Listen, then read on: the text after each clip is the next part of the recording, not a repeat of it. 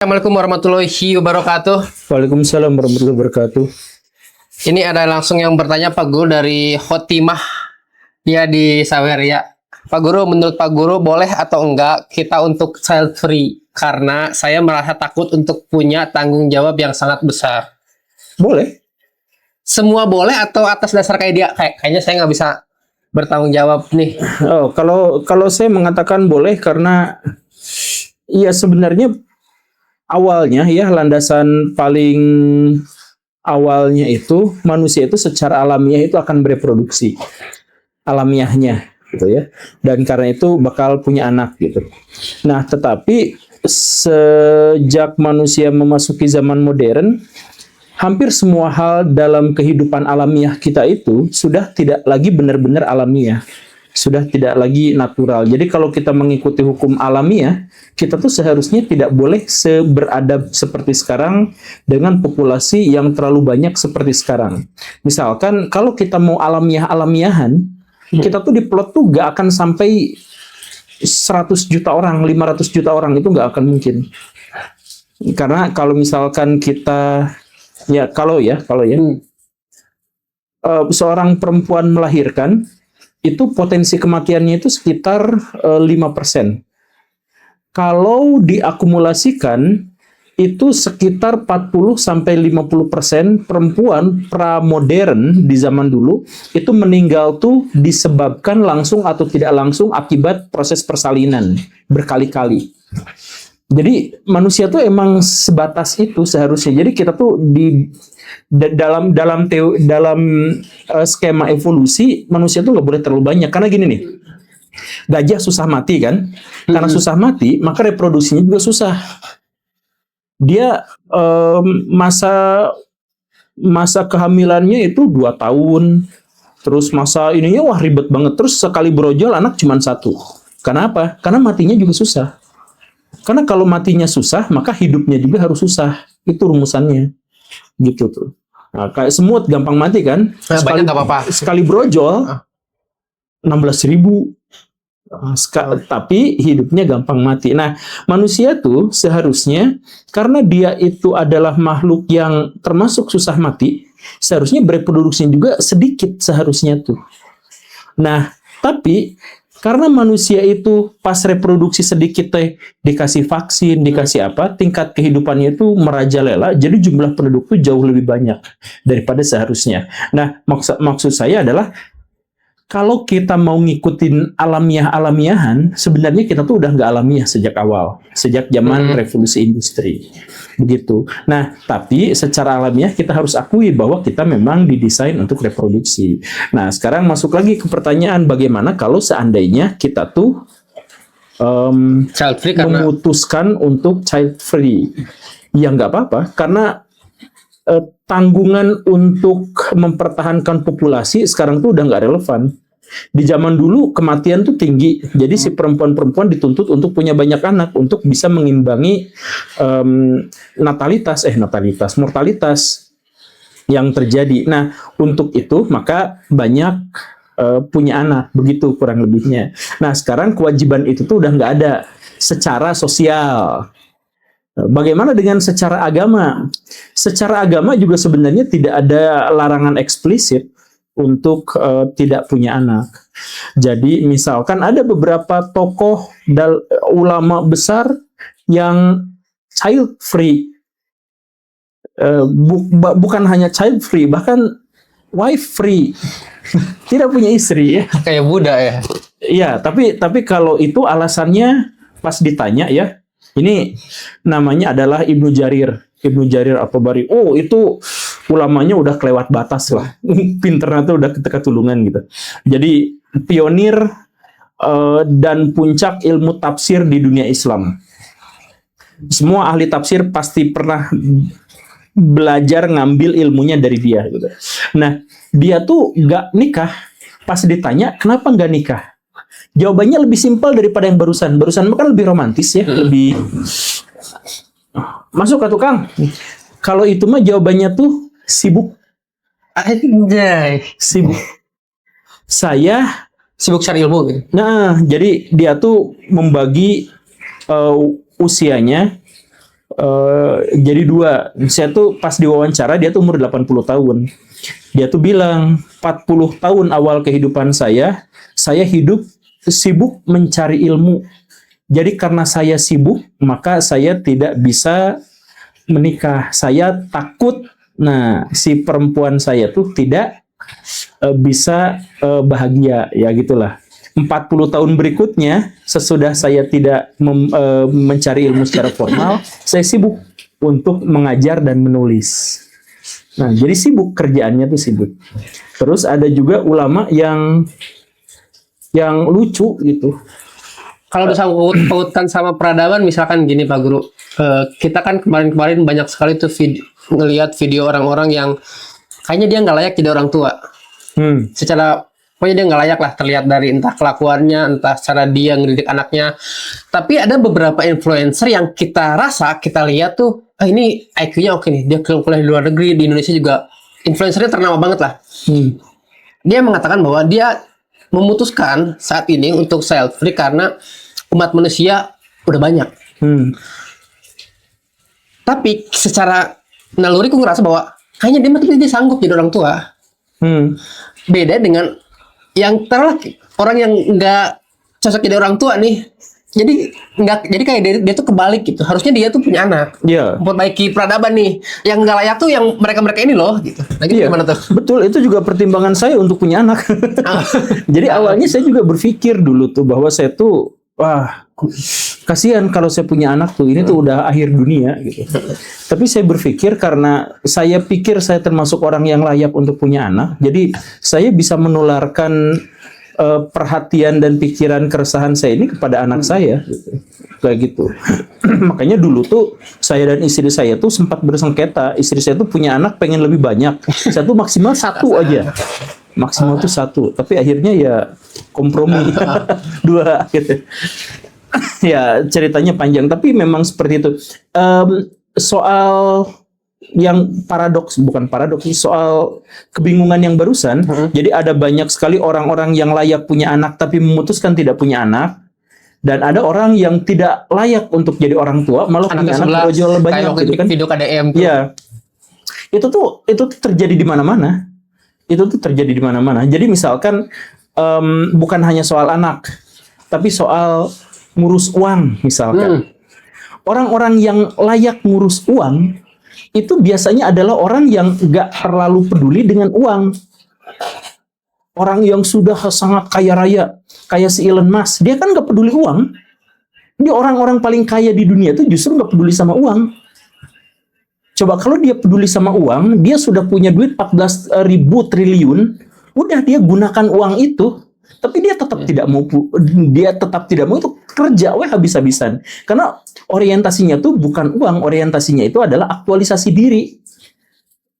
Mengaktualisasikan dirinya, saking kayanya dia sampai rumahnya jelek.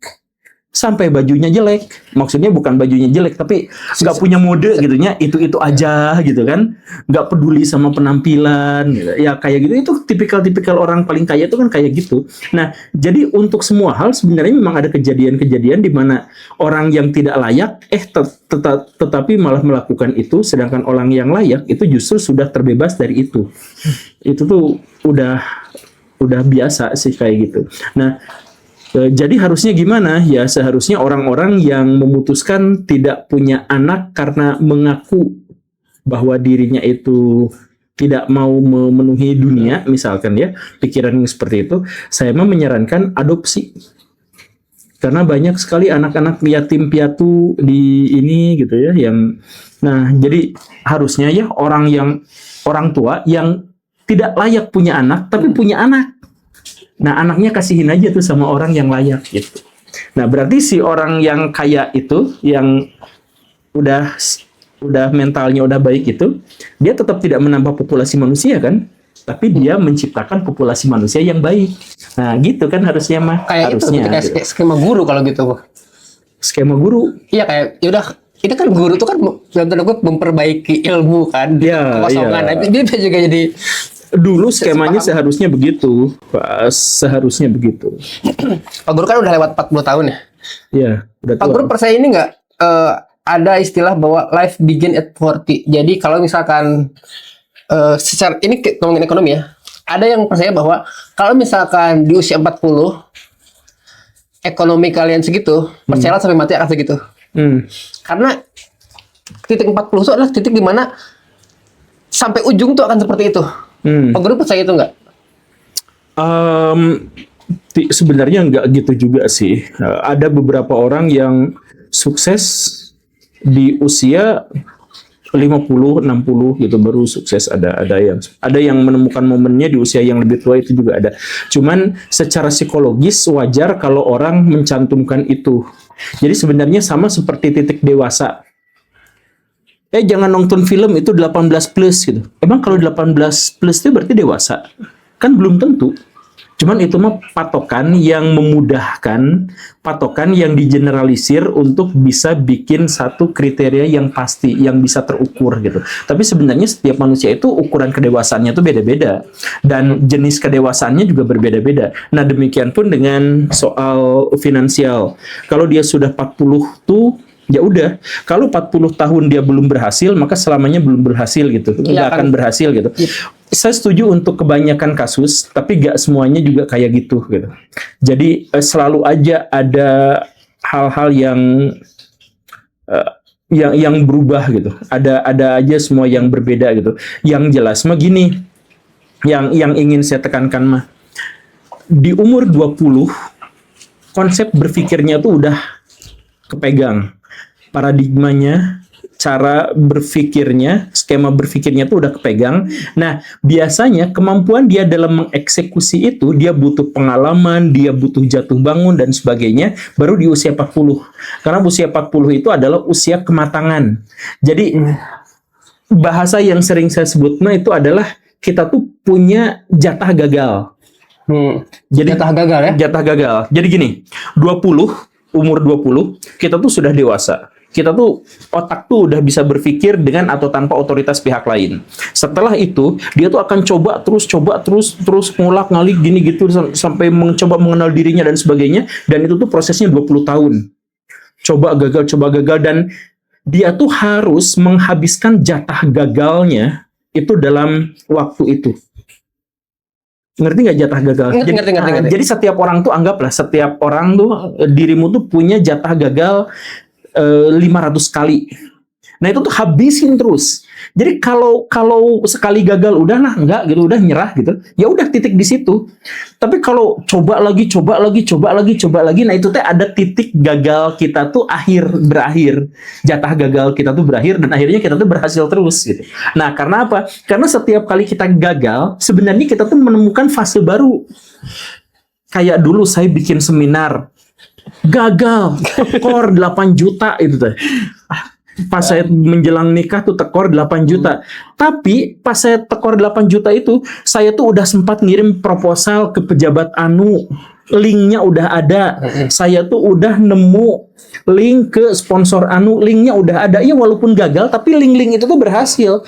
Coba kalau seandainya saya pada waktu itu bikin seminar untuk kedua kalinya, link itu tuh udah kepegang, tinggal cari yang lain lagi, nanti gagal lagi, nanti dapat lagi gitu. Nah itulah yang dimaksud dengan jatah gagal. Jadi Bara ya, sebelum umur 40 tahun, bahkan kalau mungkin sebelum umur 20 tahun, itu jatah kegagalan tuh habisin aja terus, coba aja terus gitu. Saya juga sampai sekarang tuh masih sering gagal gitu. Oh berapa kali saya gagal, tapi coba aja terus sampai ada di titik kita tuh berhasil menembus batas jatah kegagalan kita. Nah, menembus jatah kegagalan itu kalau mungkin tuh sebelum usia 40 tahun. Karena biasanya umur 40 tahun tuh orang tuh udah, pada umumnya ya, dalam bahasa Sunda nama, udah kakurung ku iga. Udah terkurung sama kebiasaannya. Jadi kalau orang udah kekurung sama kebiasaannya, itu tuh biasanya dia memang susah untuk mencoba hal-hal baru. Jadi udah gagal di situ, ya udah dia mau coba lagi juga caranya sama gitu, karena udah kebiasaan sama ya geus kakurung ku iga itu udah. Menurut Pak Guru menarik banget. Lebih banyak mana, jatah gagal atau jatah sukses? Intinya sebelum kita menghabiskan jatah gagal, kita tuh akan gagal terus. Intinya mas gitu. Dan setiap orang tuh beda-beda. Dan di bidangnya juga beda-beda gitu. Jadi misalnya saya sukses di YouTube itu, jatah gagal saya tuh berapa kali ya? Di platform YouTube-nya tuh 4 kali. Di platform sebelumnya, saya tuh kan sebenarnya nge-YouTube tuh intinya keluarin otak isi kepala gitu. Dulu saya tuh kan nulis. Saya tuh nulis sampai 26 judul buku. Gak ada yang mau nerbitin. Karena ini bahasanya terlalu berat, tapi kamu orang yang tidak dikenal. Jadi maksudnya si penerbit itu terlalu beresiko untuk nerbitin buku yang terlalu berani, tapi orangnya tidak dikenal gitu kan. Nah, jadi gak ada, saya tuh sampai nulis 26. Itu kan berarti jatah gagal saya tuh terus jatah gagal. Terus saya nulis buku ini itu, terus saya ngomong di forum ini itu tuh jatah gagal. Nah, sampai akhirnya saya jadi nge-YouTube. Artinya saya tuh udah gagal tuh 16 tahun. Berarti kalau misalkan ini Pak Gu dari dulu ngeluarin isi kepala dengan menulis, terus jatah gagalnya udah banyak dihabisin di masa lalu, dan sekarang dalam tanda kutip link-linknya masih ada. Berarti buku yang terbaru yang kata Pak Guru bilang menggugat Indonesia yang tulisan lama itu sebenarnya mah dari dulu udah kredibel nulis buku, cuman belum dikenal. Jadi sekarang ketika dikenal, ketika nulis buku yang kontroversial, akhirnya nembus juga. Kegagalannya selesai gitu. Iya. Jadi jatah gagalnya tuh jatah gagal untuk nembuskan itu kan. Ya, dan akhirnya tembus gitu. Saya tuh masih banyak proyek-proyek yang masih sekarang belum tertembus gitu, tapi saya akan coba aja terus sampai jatah gagalnya itu habis. Apakah Elon Musk juga mencoba menghabiskan jatah gagalnya sampai akhirnya dia bisa ke Mars? Ya, iyalah. Iya, kalau lihat perjuangan hidupnya mah, aduh, kegagalannya tuh sampai dia nangis-nangis, dia bikin apa itu Starlink, namanya itu teh, anu terbang teh, SpaceX. Iya, SpaceX. Etanya juga SpaceX itu bledug gitu di tengah, aduh, eta duit triliunan leungit gitu, eta mah pasti stres gitu. Iya, itu jatah gagalnya dia juga berapa kali kan.